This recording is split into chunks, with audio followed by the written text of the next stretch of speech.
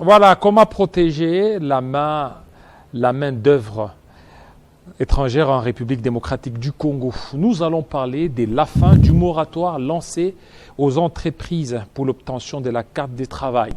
Alors, ça sera avec le professeur d'université, le professeur Lambert. Il est professeur d'université. Nous allons certainement parler de cette thématique très importante. Bienvenue, cher professeur. Merci Jean-David. Merci encore une fois. Je remercie Télé 50 pour l'invitation.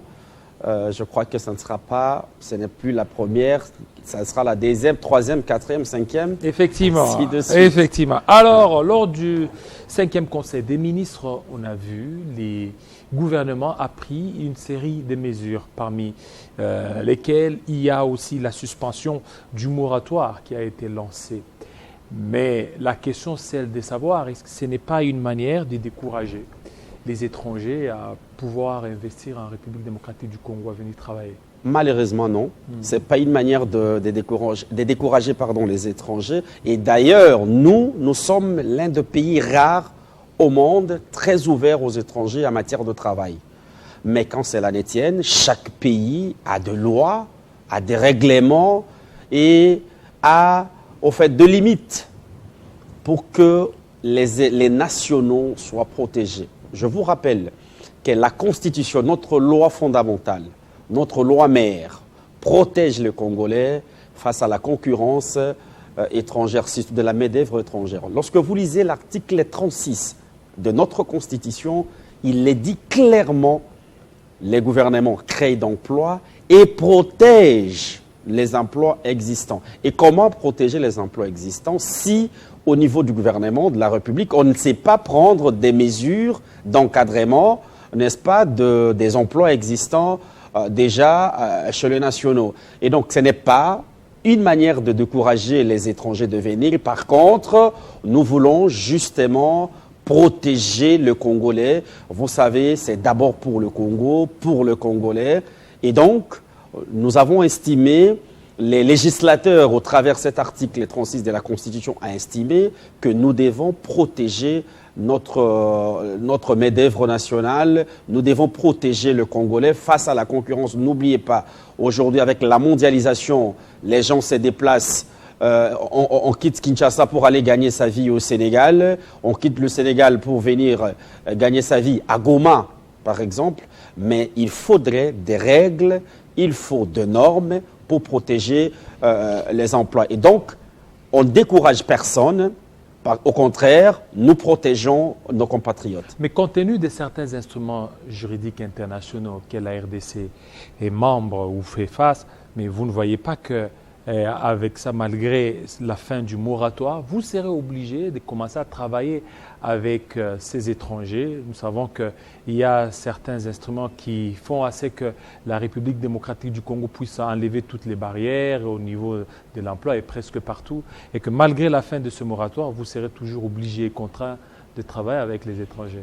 Je crains peut-être de me répéter. Je crois que je viens de dire ça tout de suite. On ne va exclure personne.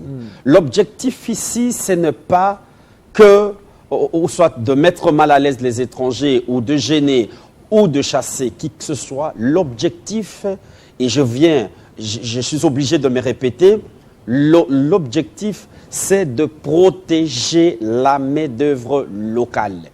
C'est-à-dire quoi?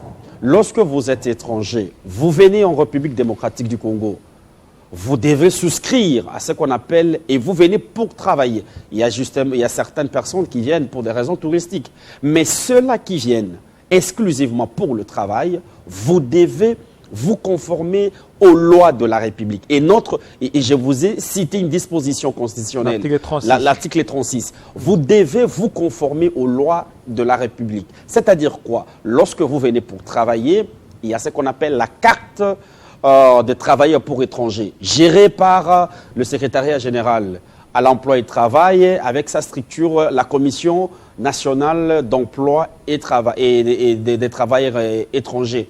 Donc, vous devez, avant toute chose, avant même que vous ayez un visa d'établissement, vous devez, parce que le ministère de l'Emploi et du Travail travaille avec la DGM, la Direction Générale de Migration, qui octroie les cartes, les visas de séjour.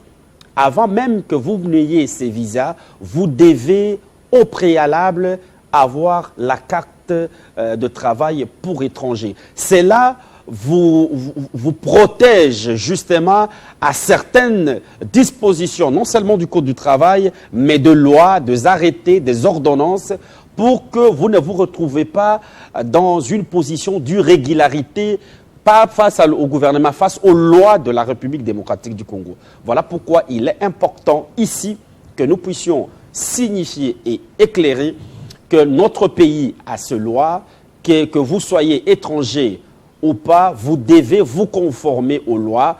Bien sûr, nous avons ratifié plusieurs lois internationales, mais dans les cas espèces, il y a bien sûr, il y a des exceptions et il y a des dérogations spéciales qui ne sont octroyées que par le ministre ayant en charge l'emploi et le travail. Voilà, puisqu'on parle certainement de la fin de ce moratoire, il y a des travailleurs congolais, il y a aussi des étrangers qui sont là. Est-ce que vous ne voyez pas que maintenant dans les chefs des Congolais, lorsqu'il y aura la fin de ce moratoire, les Congolais dans la tête, si vous ne mettez pas l'esprit des concurrences, ils ne risquent pas d'être beaucoup plus à la hauteur. Il faut certainement qu'il y ait une concurrence pour que les Congolais donnent le meilleur d'eux-mêmes. Il n'y a pas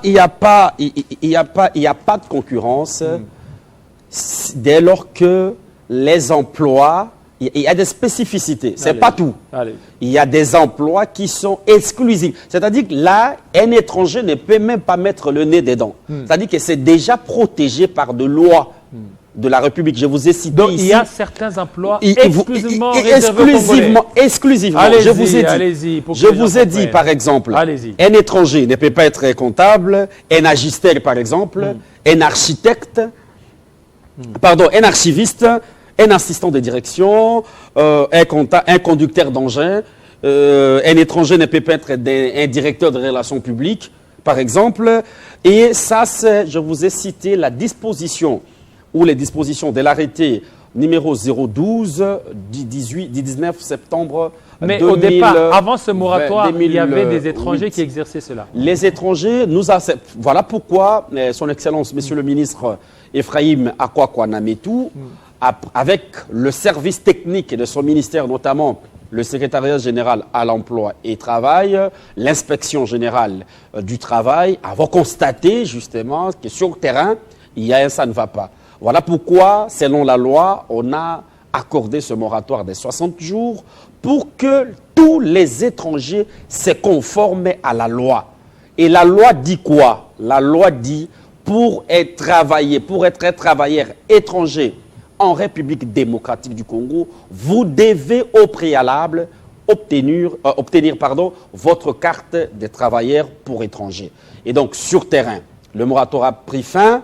Sur terrain, il y a des équipes de contrôle, notamment des inspecteurs assermentés, qui sont déjà sur terrain pour contrôler le respect de cette disposition. Et donc, ici, c'est un devoir, et je dis que c'est une action du gouvernement. Vous l'avez vous-même rappelé ici, que lors du conseil du ministre du 12 juillet dernier, le conseil de ministres avait pris acte et a même encouragé le ministre ayant en charge l'emploi et le travail pour que les secteurs soient assainis.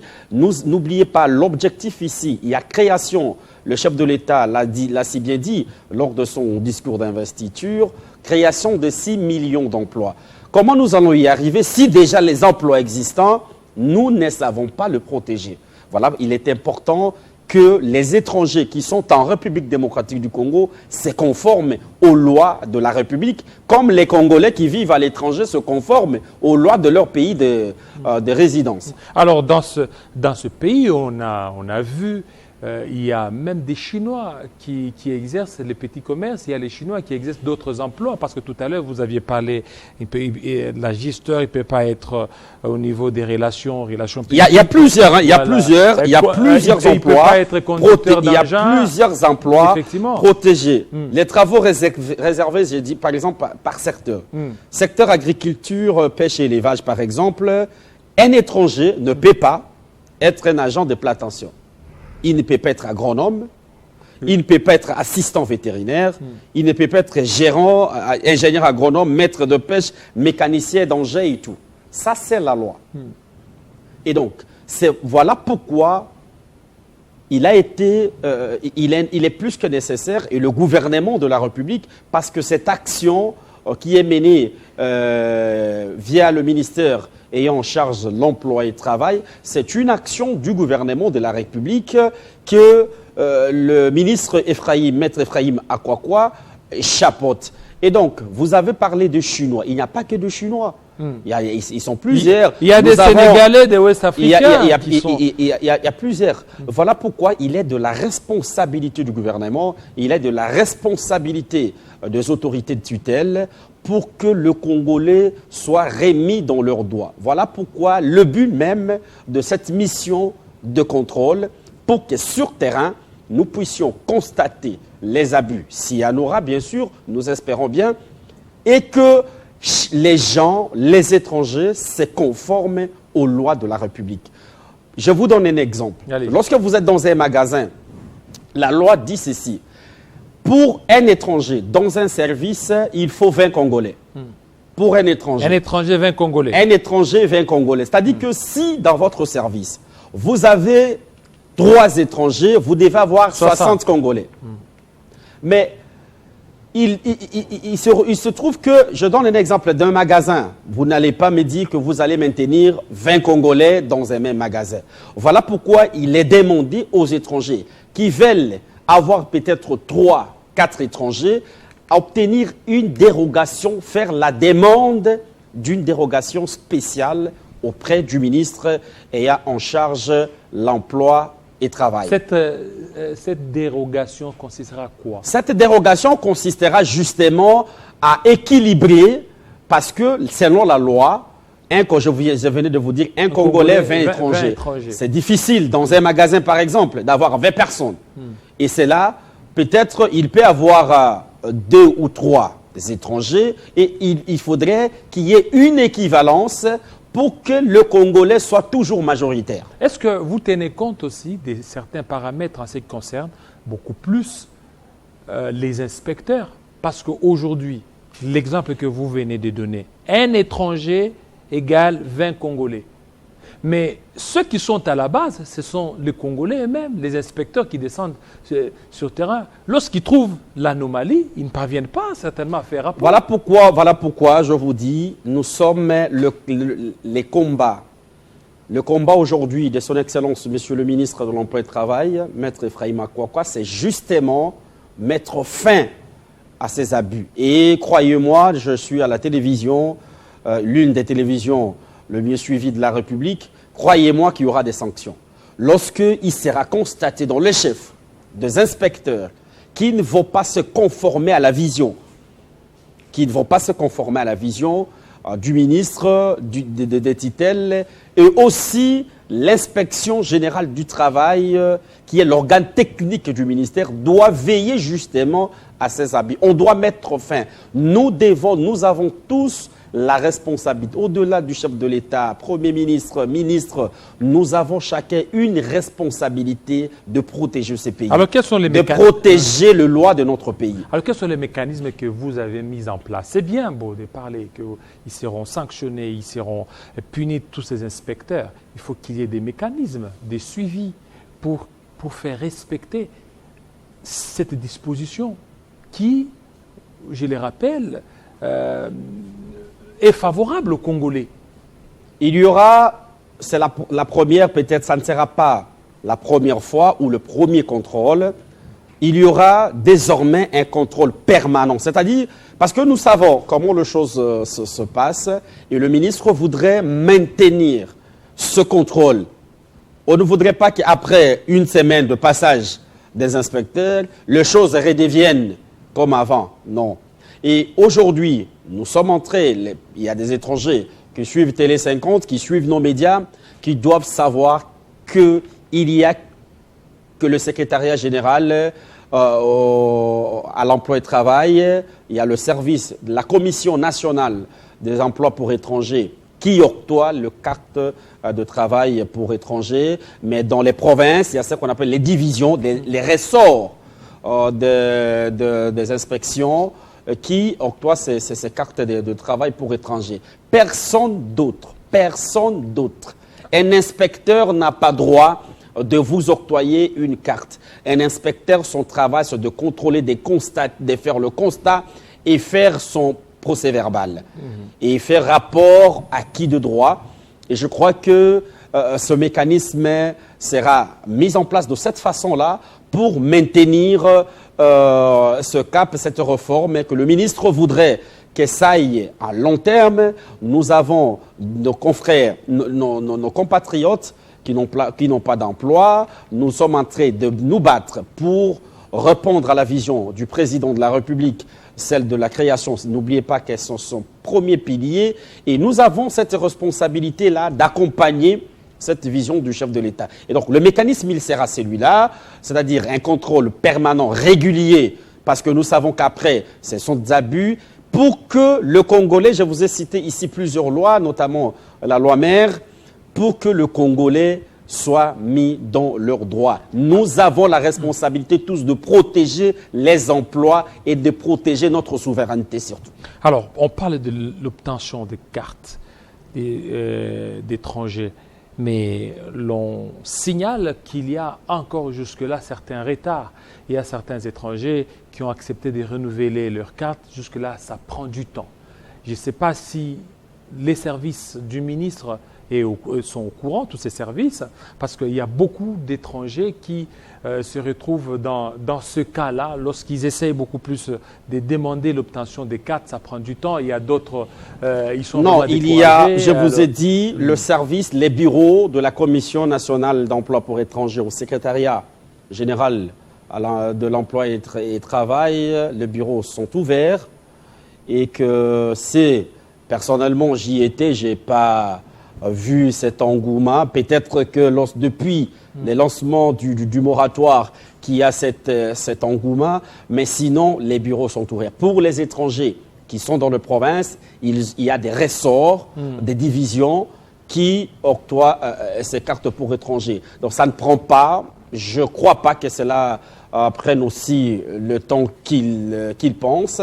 Il suffit juste d'être en règle, de faire le paiement, parce que avant même, il y a un élément important, avant même, voilà pourquoi je disais ici, lorsque vous avez, avant d'obtenir la carte d'étranger, la carte de travail pour étranger, vous devez avoir un contrat de travail pour expatrier visé par l'Office national de l'emploi et du travail. C'est-à-dire, je suis Camerounais, je donne un exemple, je viens en République démocratique du Congo pour travailler, je vais obtenir la carte du travail, comment je vais faire, quelle est la procédure? La procédure est simple, vous devez d'abord, vous, l'entreprise qui vous emploie, avoir un contrat visé par l'Office national de l'emploi, l'ONEM, un procès verbal du Conseil national de l'emploi des étrangers. Vous devez avoir la note de perception de la DGM, pardon, de la DGRAD, la preuve de paiement de la carte pour expatrier, preuve de paiement de la cotisation de la CNSS, ONEM, INPP et IPR, feuille de paye de dernier mois, des comptes des rémunérations de chaque mois, titre de congé de 3 derniers mois et autres. Il y a plusieurs aspects. Donc, quand vous arrangez votre dossier, vous voulez aller à la commission chercher votre carte pour étranger, voilà les éléments du dossier que vous devez constituer pour l'obtention. Et donc, je voudrais ici insister surtout sur ça. Le moratoire a déjà pris fin. Les équipes de l'Inspection générale du travail, de la Commission nationale du secrétariat général à l'emploi et au travail, du cabinet de son Excellence Monsieur le ministre, sont déjà à pied d'œuvre pour contrôler, constater, et je vous assure que ça sera maintenu comme ça désormais, ce contrôle permanent pour que chaque étranger respecte les lois de la République démocratique du Congo. Voilà. Alors, vous êtes là, j'ai toujours tendance à parler de ministère de l'Emploi et Prévoyance sociale. Emploi, travail. Mais la prévoyance sociale, vous sentez que vous êtes imputé de quelque chose? Nous sommes imputés, bien sûr, mais il y a c'est pas notre niveau. Le chef de l'État, la première ministre vont devoir régler cette question de manière politique. Nous, on s'attient à ce qui est de notre responsabilité. Vous êtes dupé, hein l'objectif... Vous êtes dribblé AFDC, parce que je vois déjà la cravate AFDC. L'objectif, c'est pas celui d'avoir tel ou tel poste. L'objectif, c'est de servir la nation. L'objectif, c'est de servir la République. L'objectif, c'est de garantir les emplois pour les Congolais et Congolais. L'objectif, c'est qu'aujourd'hui, lorsque Maître Ephraïm Akwa-Kwanametou quitte le ministère de l'Emploi et du Travail, qu'il y ait des empreintes indélébiles. L'objectif, ce n'est pas être prévoyant social ou quoi que ce soit. L'objectif, c'est la République d'abord. Oui. Et je crois, pour ne pas parler de l'AFDC, vous avez suivi le professeur sénateur Modeste Bati Lukwebo, reste égal à lui-même. Nombreux pensaient qu'il allait même partir. Voilà un homme constant. Mais voilà un homme constant. Il est très refroidi. Non, voilà un homme constant, voilà un homme dynamique, voilà un homme des objectifs. Mais très blessé. Voilà un homme objectif. Mais blessé. Voilà un homme politique. Mais blessé. Nombreux pensaient ça. Il n'est pas blessé. Mais nous ne serons pas blessés dès lors qu'il faudrait. Par contre, nous exigeons qu'il y ait des arrangements de cette injustice parce que... Mais quel arrangement il y a déjà... Je ne voudrais pas... Ne m'amenez pas dans ce terrain de l'AFDC. Aujourd'hui, je ne suis pas venu parler de l'AFDC. Mais je parle du ministère de l'Emploi et du Travail. Je parle du contrôle des cartes pour étrangers qui a déjà commencé. Et donc... Pour le reste, nous aurons peut-être le temps d'en parler, voilà, mais l'AFDC exige à ce qu'il y ait l'arrangement, la correction des erreurs, et même l'informateur ou la première ministre, lors des consultations, est très clair, il y a eu un quota, l'AFDC a plus de 40 députés nationaux, et il est tout à fait normal qu'aujourd'hui, nous puissions être remis dans nos droits.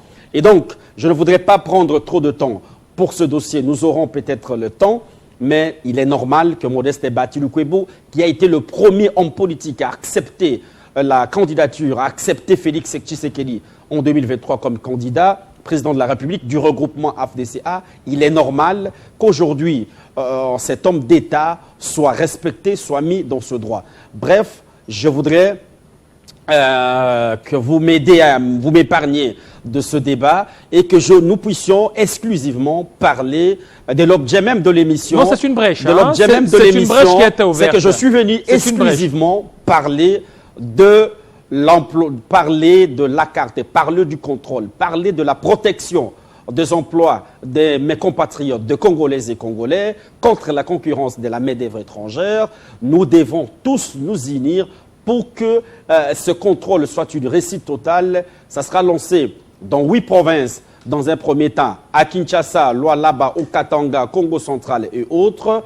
Nous voulons à ce que les gens comprennent, les étrangers qui viennent dans notre pays comprennent que la République démocratique Congo a ce loi, et le Conseil de ministres qui a pris acte accompagne le ministre, le chef de l'État personnellement, son Excellence Félix Antoine Tshisekedi Tshilombo, accompagne le ministre Ephraïm Akwa dans ses combats contre tout étranger qui ne respecte pas les dispositions de notre Constitution à son article 36, c'est là qui ne respecte pas les lois, les ordonnances, notamment la 012 de 2008. Bref, tous ces étrangers seront traqués pour faire respecter ou imposer les lois de notre pays. Mais pourquoi vous aviez juste choisi les 8 provinces alors qu'il y en a 26 provinces? C'est une première vague de contrôle. C'est une première vague.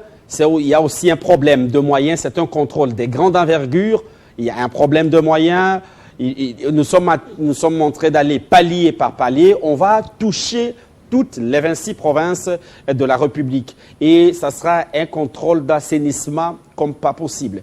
Et j'encourage donc tous les étrangers à travers la République de s'amender, de venir chercher la carte de travail pour étrangers. Les Congolais qui vivent à l'étranger, il y a des lois là-bas qui les respectent. Ceux qui vivent ici dans notre pays, la RDC a ces lois qu'il faut respecter. Est-ce que vous aviez eu le temps de recenser tous les étrangers travaillant ici en République démocratique Voilà du Congo? Pourquoi nous travaillons, voilà pourquoi dans la commission même de la CNE, il y a la DGM, c'est pas pour rien, vous avez la DGM, vous avez la DGRAD, les services connexes de l'État, tout ça pour maximiser les chances de pouvoir avoir, parce que la DGM vous fournit son fichier d'étrangers qui sont en République démocratique du Congo, l'objet, parce que quand vous entrez dans le pays, on vous demande, vous venez faire quoi? Vous faites le voyage, vous savez, cette question dans les services de migration de chaque pays, vous venez faire quoi en République démocratique du Congo? Je viens pour travailler. Et donc la DGM, la DGRAD, tous ces services connexes, je vous ai parlé de l'inspection du travail, tous travaillent en synergie pour l'applicabilité de cette disposition. Est-ce que cette décision, c'est l'une des plus grandes décisions prises par le ministre depuis qu'il a été nommé à ce poste-là? Le ministre, je peux vous dire une chose et vous rassurer, cher David, mais dans le cœur, c'est l'un des ministres qui travaille comme pas possible. Et d'ailleurs, je vous dis, et vous avez suivi lors du Conseil de ministres les appréciations personnellement du président de la République, du travail qu'a bat le ministre Maître Ephraïm Akwakwa. Vous avez vu récemment, nous avons été à l'INPP. Aujourd'hui, lorsque vous regardez les effectifs en termes de formation de l'INPP, c'est presque le double qu'il y a quelques années. Le ministre accompagne le comité de gestion qui fait un travail formidable, le comité de gestion de l'INPP, et sous la vision du ministre Ephraïm Akwakwa, aujourd'hui la performance même, et il y aura des inaugurations d'autres instituts nationaux de préparation professionnelle à travers la République. Le ministre est entré dans cette réforme, justement.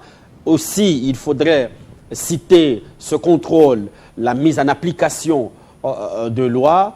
Bref, il y aura encore d'autres initiatives républicaines du ministre. C'est-à-dire que depuis, il faudrait apprécier ceux-là qui travaillent en silence, ceux-là qui amènent des résultats, ceux-là qui ne font pas, qui n'apprennent pas de fanfares, ou ceux qui veulent faire du show. Nous, on ne fait pas, le ministre Ephraïm Akwakwa ne fait pas le show, il travaille à silence. Aujourd'hui, nous sommes à cette étape du contrôle de carte de travail pour étrangers et ainsi de suite jusqu'à ce qu'il a la confiance du président de la République, la confiance de la première ministre.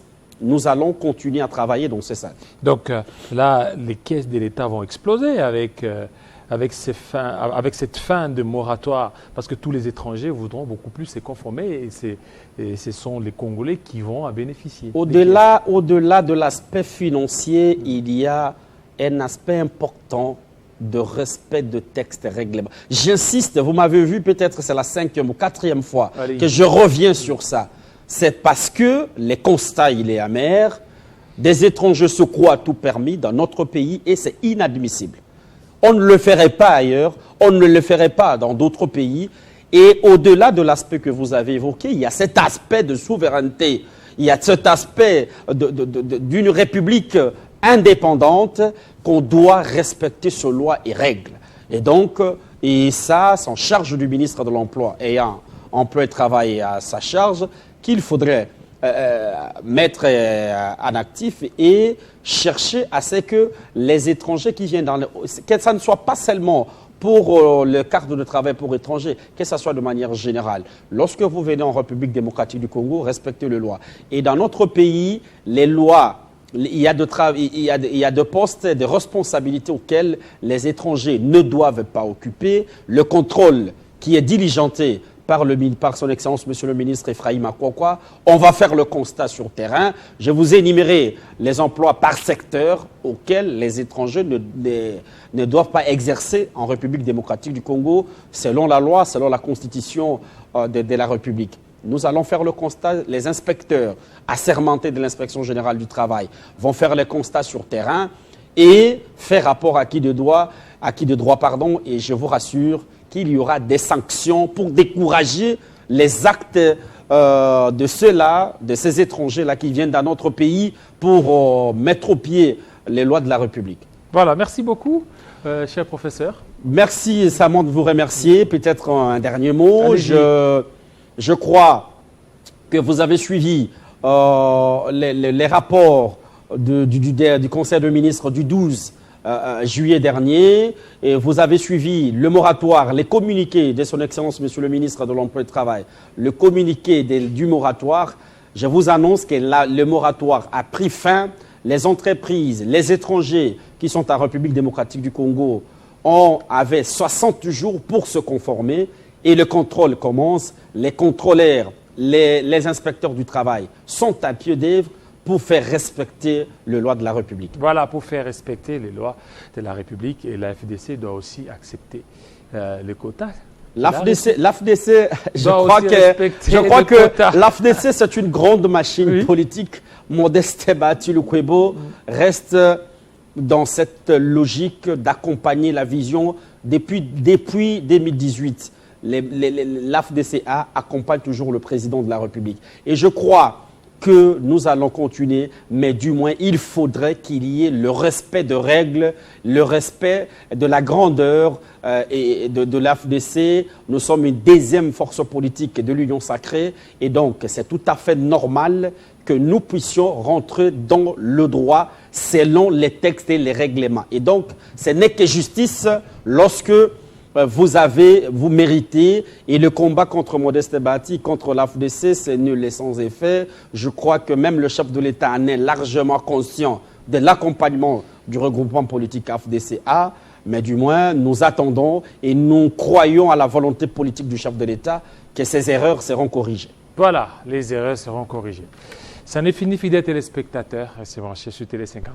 À très bientôt.